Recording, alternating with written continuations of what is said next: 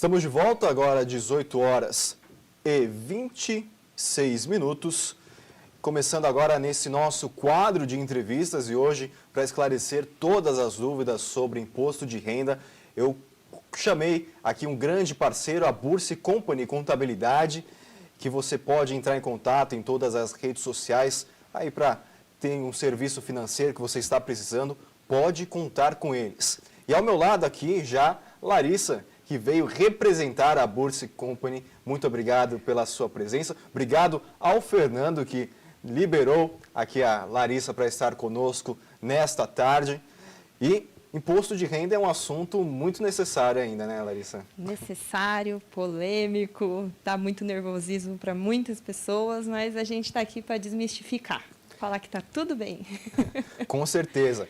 E a primeira pergunta que todo mundo quer saber é quem que é obrigado, quem está obrigado a declarar um imposto de renda? Isso é uma dúvida muito comum das pessoas, né? Eu sou obrigado ou não? Então, tem algumas regrinhas que a Receita Federal deixa divulgada para saber quem são essas pessoas obrigadas.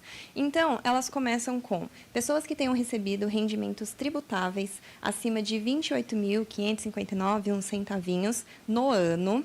Pessoas que tenham recebido rendimentos isentos, como FGTS, seguro-desemprego, indenização de trabalho, acima de R$ 40.000 no ano. Pessoas que operaram em bolsa de valores vendendo acima de R$ 40.000, ou então algumas outras atividades em bolsas que geram obrigações, né, por exemplo, day trade.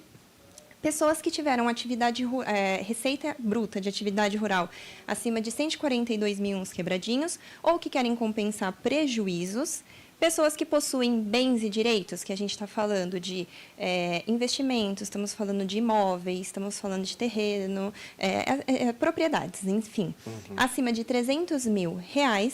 Ou então as pessoas que oferiram o benefício fiscal de comprar outro imóvel, né? Então, vendi, quero ter isenção do imposto do ganho de capital do meu imóvel, comprando outro no prazo de 180 dias. Essas pessoas precisam declarar e quem se tornou residente no período de residente no Brasil no período do ano de 2022. Perfeito. Nesse caso aí são todas pessoas físicas. Pessoas físicas, exatamente. E agora, quem é MEI? Porque depois da volta, acabou a pandemia, muitas pessoas na época abriram MEIs, abriram seu próprio negócio. Eles são também obrigados a declarar o imposto? Então, você ter um MEI, que é um CNPJ, ou você participar de algum outro CNPJ que não seja MEI, isso não te obriga efetivamente a você declarar imposto de renda de pessoa física. O que acontece é que as empresas, elas provêm receitas, essas receitas, elas pagam os funcionários, que no caso do MEI, ele acaba virando duas entidades, né? Uma como pessoa jurídica, como uma empresa, e uma como pessoa física. Então, a empresa dele, ele gera receita e rendimentos para a pessoa física. E esses rendimentos, eles podem ser tributados ou isentos. Então, dependendo desse valor que a empresa dele, que é ele mesmo, pagando para ele como pessoa física, dependendo de qual é esse valor, ele é obrigado. Então, se for receita tributável acima de 28 mil, precisa declarar. Ou então, se ele recebeu rendimentos isentos do MEI dele, acima de 40 mil, ele é obrigado a declarar. Do contrário, eu tenho um MEI e faturei bem pouquinho e os rendimentos para minha pessoa física foram baixos. Não, só declara seu MEI. Perfeito. Então, você que tem um MEI, preste bem atenção então nessas informações. Se você recebe aí mais do valor aqui que ela falou, 28 mil, tem que sim que declarar. Você que recebe menos, ainda está bem tranquilo disso, né? Entra também no caso de pessoas a declarar quem recebe herança, FGTS, seguro-desemprego. Isso. Esses rendimentos que você acabou de falar, eles se enquadram dentro dos rendimentos isentos. Então, todas aquelas pessoas que receberam heranças, FGTS ou seguro-desemprego, se esses rendimentos foram acima de R$ 40 mil, sim, você está obrigado a declarar.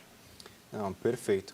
Nós recebemos também algumas perguntas que mandaram para nós previamente e perguntaram o que são as despesas dedutíveis. Despesas dedutíveis são jargões e palavras do dia a dia que para a gente que na contabilidade é um pouco comum, mas no dia a dia não, né? Então, o que acontece? Despesas dedutíveis nada mais é que são os valores que legalmente a Receita Federal te permite reduzir o valor dos seus rendimentos, que são aqueles tributáveis. Então, esses são 5 tipos. Então, despesas com dependentes, ou dependente, na verdade, despesas relacionadas à saúde, educação, previdência e livro caixa são os tipos de despesas que você pode abater dos seus rendimentos tributáveis. Então, para você que mandou essa pergunta, espero que tenha esclarecido aí para você o que são, então, essas despesas dedutíveis. E deduções legais ou desconto simplificado também, o pessoal gosta muito de saber isso. Qual que é o mais vantajoso? Isso. Num outro tipo de jargão, o pessoal fala muito sobre eu tenho que declarar simples ou completa, né? E a resposta é depende. Cada pessoa tem uma situação financeira, né? Então, para explicar melhor, fica mais fácil entender qual que é o conceito de cada uma delas. Quando a gente está falando da simples, ela simplifica as deduções, o limite daquelas deduções. Então, ele coloca a 20% dos seus rendimentos tributáveis num limite de 16 mil. Então, se você é uma pessoa que você não tem dependente ou que você não teve muitos gastos com educação ou com saúde, vai ser mais fácil, vai ser mais vantajoso para você declarar pela simplificada. Agora, se você tem aqueles outros gastos um pouco maior, vai ser mais vantajoso para você, reduzindo a sua carga tributária, declarando pela completa ou deduções legais. Só que não precisa ficar se preocupado com continha nenhuma para fazer, porque no próprio imposto de renda, no programinha, no cantinho inferior esquerdo, conforme você vai fazendo todos os seus lançamentos, automaticamente o programinha já vai lançando e mostrando para você o que está acontecendo. E aí você pode, assim que você terminar de lançar tudo, você olha qual dos dois valores está sendo mais vantajoso para você e escolhe. Mas um ponto importante uma vez que você escolhe qual tipo de declaração que você está enviando, se futuramente você precisar retificar, você não pode trocar o tipo de dedução que você escolheu. Isso para o imposto de renda deste ano. Para o do ano que vem, nova vida, nova história, e você pode escolher de novo qual das duas que vai ser mais vantajoso para você. Legal. Então, tudo depende um pouco aí de toda a rotina de você. E uma pergunta também importante, que muitas pessoas fazem quando vai declarar o imposto de renda, em relação casais. Declara junto, declara separado, o marido e mulher nessa união, vai junto também no imposto de renda? Olha, queria ter uma resposta concreta e definitiva, mas, de novo, depende, né? Então, depende da situação familiar de cada composição familiar financeira. Então, o que acontece? A Receita Federal, ela deixa em aberto essa decisão. Fica a critério de cada pessoa. Então, vocês podem escolher se vocês vão fazer junto ou separado. Para dar uma exemplificada, funciona da seguinte forma. Se vocês são um casal em que os dois trabalham, muito provavelmente vai ser mais efetivo vocês declararem em separado, porque vocês vão ficar numa faixa de alíquota de imposto de renda mais baixa. Agora, se for aquela situação familiar em que só um dos cônjuges provém salarialmente para a residência, vai ser mais vantajoso fazer uma única declaração e um deles entrar como dependente, para ser aquela situação da dedução legal. Você ter um dos cônjuges abatendo e reduzindo a quantidade de imposto que você tem a pagar. Bom, esclarecido. Tem aqui uma pergunta também que mandaram para nós em relação à pensão alimentícia.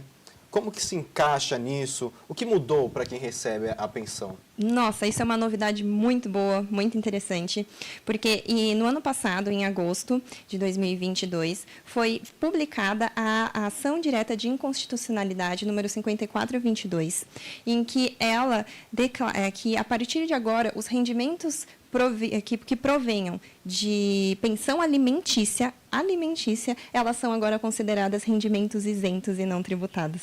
Então, a partir de agora, todas essas pessoas, vai lá no cantinho esquerdo do imposto de renda, escolhe rendimentos isentos, escolhe linha 28, pensão alimentícia, declara CPF de quem está pagando, nome completo da pessoa que está pagando e o valor. E a partir de agora, esses rendimentos, eles são não tributados, eles são isentos. E o mais legal de tudo é que isso tem efeito retroativo. Então, todo mundo que no passado pagou o imposto, eles podem fazer retificações para conseguir reaver esse dinheiro que foi pago de imposto. Ó, novidade, notícia boa, então, para quem declara, quem paga a pensão alimentícia pode seguir essa dica, né? Quem recebe a pensão alimentícia, né, pode fazer todas essas retificações. Isso que você comentou é importante, é que para quem paga pensão alimentícia não muda nada, ele continua recebendo as deduções pelos pagamentos. A grande novidade mesmo é para quem recebe a pensão alimentícia, que agora não vai mais precisar pagar imposto por esses valores, esses rendimentos recebidos. Perfeito, né? Assim, a gente está falando de quem declara, quem não declara. Muitas pessoas têm dúvida até na hora do preenchimento, o que eu vou declarar. Se eu já fiz a minha declaração, mas eu vi que tem um erro, eu preciso corrigir. É possível corrigir? Sim, é possível. Então, o que acontece? Você tem um prazo de até 5 anos para corrigir qualquer declaração que você tenha enviado, desde que ela não tenha entrado em processo fiscal. Então, o que acontece? É só você pegar a declaração que você quer corrigir, entrar no programa do ano. Então, hoje a gente está fazendo o IR de 2023, você já declarou, já transmitiu a sua, você viu o erro. Você entra no programa, corrige a sua declaração, marca ela como declaração retificadora e assim que você transmitir, essa sua declaração automaticamente substitui por completo a que você enviou anteriormente. E isso vale justamente para as pessoas que recebem pensão alimentícia. Elas podem pegar as declarações do ano do ER de 2022, 2021 e os anteriores para retificar essas declarações, retirando os rendimentos de pensão que elas receberam e lançaram como tributadas, lançando agora como isentas, para elas conseguirem reaver esse dinheiro. Perfeito. Bom que você também já explicou para quem essa questão da pensão alimentícia, para quem quiser, então, retificar, é só seguir todos esses passos. Isso. E aí podem acontecer duas situações com essas pessoas. Para as pessoas que, nessas declarações passadas, elas já tinham imposto a restituir, então vai dar um valor um pouco a mais. Então, com essa retificação, esse valor vai ser, elas retificam, vai dar mais a restituir e esse valor vai ser creditado em conta. Agora, para as pessoas que vão corrigir e vai ter a redução de imposto a pagar, para elas conseguirem reaver esse dinheiro, elas precisam fazer um pedido eletrônico de restituição, que é através do PER-DECOMP. Mas é tudo eletrônico também, essas solicitações. Quem tiver muita dúvida, dificuldade para fazer, é só entrar em contato com a Bursi, né? Isso, só chamar a gente que a gente resolve. Perfeito. Em relação a impostos, né? Eu tenho imposto para pagar, dá para parcelar? Quantas vezes a gente paga isso? Sim, para aquelas pessoas que fazem a declaração e gera o ajuste tendo que pagar imposto, você pode parcelar em até 8 vezes, desde que a sua parcela não fique inferior a R$50.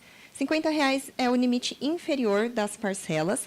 E o importante é informar que o parcelamento é somente a primeira parcela, que ela tem o valor original. As subsequentes, obrigatoriamente, elas vêm acrescida de juros. Tá.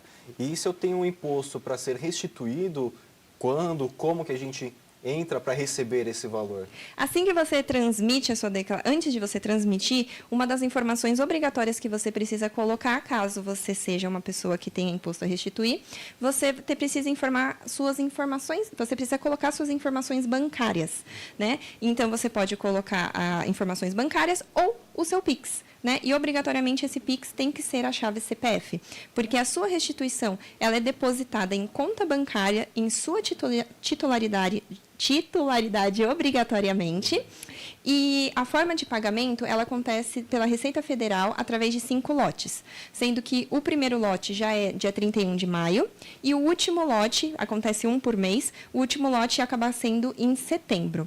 A ordem da Receita Federal fazer essas restituições acontece de primeiro lote prioridade para aposentados, pensionistas, pessoas com moléstia grave. Posteriormente, a Receita Federal vai liberar para pessoas que escolherem a restituição por prioridade por Pix. As pessoas que quiserem declarar através da declaração online pré-preenchida e, posteriormente, por ordem de transmissão. Então, quem se adianta, quem se organiza certinho e transmite logo nesse começo, recebe a restituição antes. Quem deixa para o final, vai ficando lá para os últimos lotes. Não, ótimo. Que a maioria das perguntas que vocês enviaram para nós fizemos uma seleção, são várias dúvidas, né? Mas como eu falei, você entra em contato depois com a Bursi, nós estamos trazendo aqui um parâmetro geral, mas o importante que a gente não falou aqui, eu não te perguntei ainda, até quando que eu posso declarar aí o imposto de renda? Gente, já está valendo e você pode declarar até as 23h59 do dia 31 de maio, que isso é numa quarta-feira. Então, gente, aproveita para fazer antes, porque na correria da semana vai dar numa quarta-feira. Bem no meio da semana. Agora, uma dúvida minha, se eu não declarar esse imposto, acontece alguma coisa comigo? Eu vou preso? Como que é? Acontece. Para as pessoas que são obrigadas, que entram dentro daquelas regrinhas e precisam declarar, se elas perdem o prazo, primeira coisa que acontece, multa. E essa multa, ela é de, no mínimo, R$ 165,74, mas ela chega, no máximo, a um valor de 20% do seu imposto devido. Então, pode ficar uma brincadeira bem salgadinha. E aí, além dessa multa, se você postergar e não se resolver, o seu CPF pode ser marcado como um CPF pendente de regularização. Então, você não consegue fazer empréstimos bancários, financiamento, não consegue tirar passaporte e você também vai... empréstimo, passaporte, você também não consegue participar de concurso público. Então, vamos regularizar, façam dentro do prazo aí, para não ter nenhum desses problemas. Larissa, muito obrigado por você ter conversado aqui conosco. Vamos deixar aqui o telefone da Bursi, que é importante. Muitas pessoas não conseguiram tirar algumas dúvidas. São várias mensagens, várias perguntas que vocês mandaram para nós. O contato da Bursi tem o telefone, que é o DDD 11 5196 3433. Mais uma vez, DDD 11 5196 3433. Uma equipe preparadíssima para te atender, sanar todas as dúvidas, você aí também fazer as suas transações bancárias. Também tem um e-mail que é contato@bursi, B-U-R-S-I, como está aí no seu visor, .com.br, e também o site bursi.com.br, tem todas as informações. Deixo aqui o meu abraço para o Fernando responsável pela Bursi, que liberou aqui a Larissa para falar conosco nesta tarde, já começo de noite. Obrigado, Larissa. Eu que agradeço. Quer deixar uma mensagem aí para o seu chefe? Muito obrigada pela oportunidade, mas antes disso, para ele, eu queria deixar a mensagem de: pessoal, não tenham medo do imposto de renda. Como consultora financeira, eu vejo muito as pessoas com medo dessa época. E também, às vezes, com alguns outros tipos de prioridade, como, por exemplo, qual o melhor investimento? Como que eu organizo minhas finanças entre ganhos e despesas? Gente, um bom planejamento financeiro, ele também engloba o planejamento tributário. E, então, com esse planejamento que você faz ao longo do ano inteiro, você vai passar esse período com muita calma e com a certeza de que você está pagando a menor alíquota possível. Perfeito, recado dado. Agora às 18h44. Eu vou me despedindo da Larissa aqui, mas você continua aqui que tem mais informações chegando no Diário Nacional. Então fique aqui, já já voltamos.